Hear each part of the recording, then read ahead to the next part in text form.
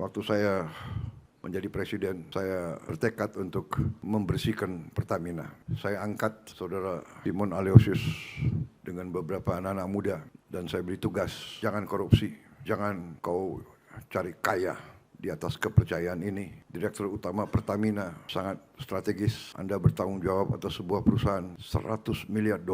Godaan akan banyak, tapi saudara harus teguh. Siapa yang Anda nilai tidak bagus, pecat, jangan ragu-ragu.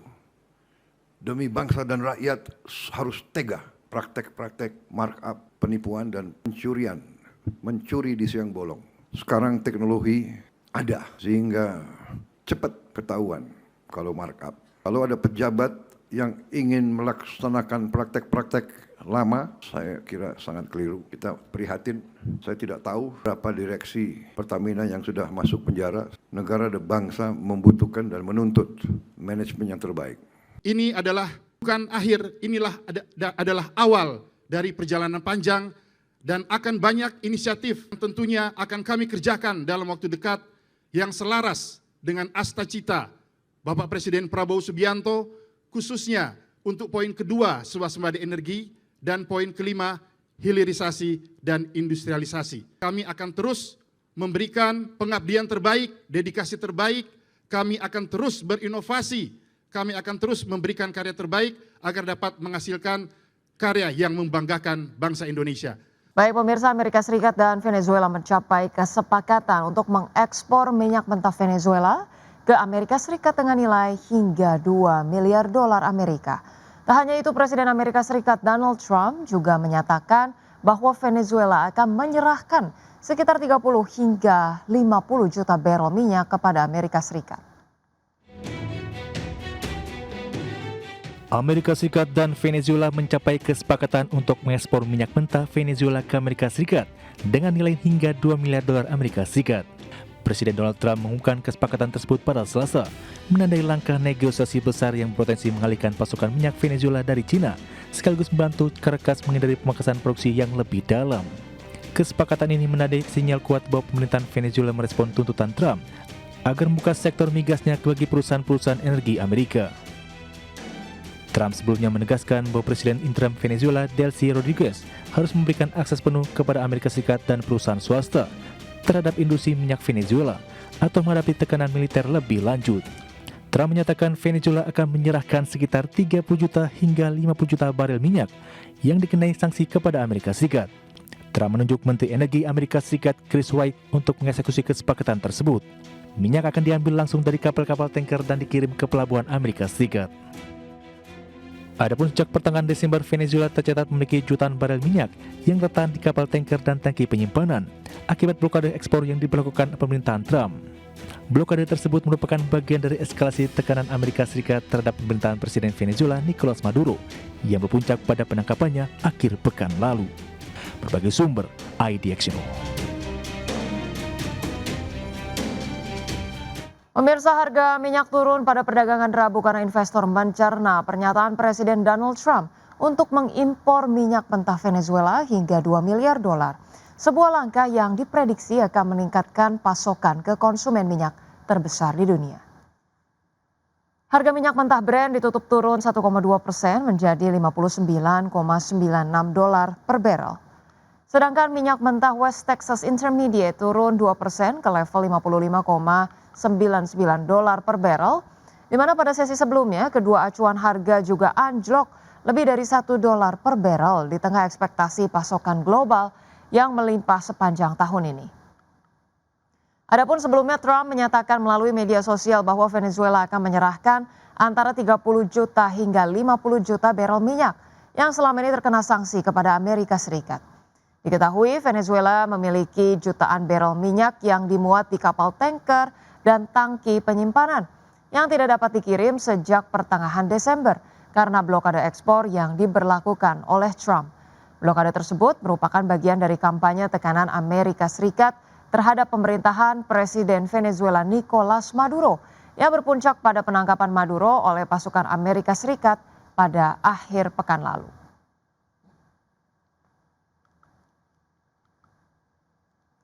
Ya pemirsa, selanjutnya kami informasikan dari Bursa Global. di mana bursa ekuitas Wall Street berakhir variatif pemirsa pada perdagangan Rabu dengan indeks S&P 500 dan Dow Jones tertekan kejatuhan saham sektor keuangan. Sementara itu Nasdaq justru menguat berkat minat investor yang kembali mengalir ke emiten berbasis kecerdasan buatan. Baik pemirsa, pada perdagangan Rabu indeks S&P 500 ditutup turun 0,34% menjadi 6.920 dan indeks Dow Jones Industrial Average melemah 0,94% ke level 48.996 sedangkan indeks Nasdaq Composite menguat 0,16% ke posisi 23.584.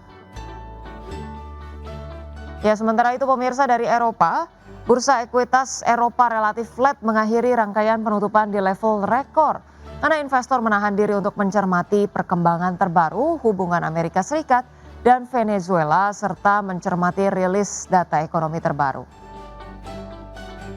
Baik pemirsa, indeks Stoxx 600 ditutup melemah tipis 0,05% ke level 604,99.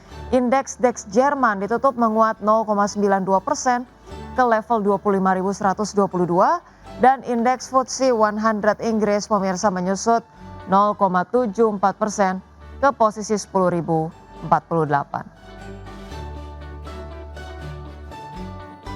Bursa PT Bank Rakyat Indonesia Persero Tbk mengumumkan aksi pengalihan sebagian kepemilikan saham seri B di PT Danantara Asset Management Persero. Iya, sebanyak 806,1 juta saham seri B atau setara 0,53% dialihkan ke Badan Pengaturan Badan Usaha Milik Negara atau BPBUMN. PT Bank Rakyat Indonesia Persero Tbk tengah mengumumkan aksi baru. Aksi tersebut yakni pengalihan sebagian kepemilikan saham seri B di PT Danantara Asset Management Persero. Melalui keterbukaan informasi, BRI melaporkan pengalihan 806,1 juta saham seri B atau setara 0,53% dari seluruh saham di Danantara Asset Management. Saham-saham itu dialihkan ke Badan Pengaturan Badan Usaha Milik Negara atau BPBUMN. Corporate Secretary BRI Dani menjelaskan transaksi itu berdasarkan perjanjian pengalihan saham milik negara Republik Indonesia berupa saham seri B pada BUMN kepada Badan Pengatur Badan Usaha Milik Negara tanggal 5 Januari 2026 antara Kepala BPBUMN dan Danantara Asset Management. Ia juga mengungkapkan pengalihan saham dimaksud merupakan pelaksanaan Undang-Undang Nomor 16 Tahun 2025. Adapun saham seri B yang dialihkan tersebut akan diklasifikasikan menjadi saham seri A Dwi-warna. Sementara itu dengan transaksi tersebut negara Indonesia merupakan pemegang saham pengendali perseroan dengan kepemilikan satu saham seri A Dwi-warna dengan hak istimewa dan 806,1 juta saham seri B melalui BPBUMN serta kepemilikan 79,8 miliar saham seri B melalui PT Danantara Asset Management. Perseroan memastikan pengalihan tersebut tidak mempengaruhi kegiatan operasional, hukum, kondisi keuangan dan kelangsungan usaha perseroan. Berbagai sumber ID Action. Pemirsa, emiten retail PT Aspirasi Hidup Indonesia Tbk telah menyusun strategi untuk mendongkrak kinerja fundamental pada 2026. Ya, di antara strategi yang akan diterapkan adalah aksi ekspansi. Head of Corporate Communications and Sustainability PT Aspirasi Hidup Indonesia Tbk, Melinda Pujo mengatakan perseroan optimistis dapat menjaga kinerja bisnis dengan prospek pertumbuhan yang lebih baik dibandingkan dengan tahun sebelumnya. Saat ini fokus utama perseroan adalah penguatan dan optimalisasi bisnis yang telah berjalan sesuai dengan strategi jangka panjang. Di samping itu perseroan tetap membuka peluang diversifikasi sebagai bagian dari pengembangan dan inovasi bisnis ke depan. Dari sisi ekspansi untuk 2026, perseroan menargetkan penambahan toko baru secara bertahap dengan mengacu pada evaluasi kinerja ekspansi tahun sebelumnya. Perseroan pun melakukan pembaruan konsep toko, memperkuat kurasi dan pengembangan produk agar semakin selaras dengan kebutuhan pelanggan serta mengoptimalkan integrasi omnichannel untuk meningkatkan pengalaman berbelanja.